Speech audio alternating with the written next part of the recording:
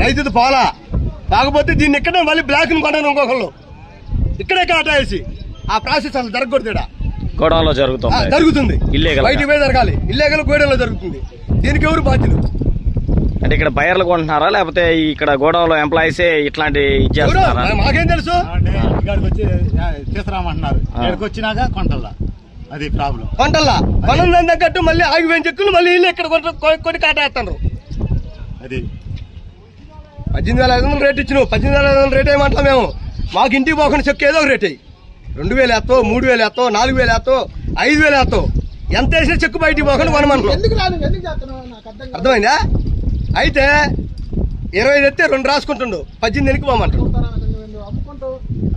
కనీసం బాడిగా ఎత్తుడు కూలి దింపుడు కూలి బాడికి కూలి రావట్లేదా?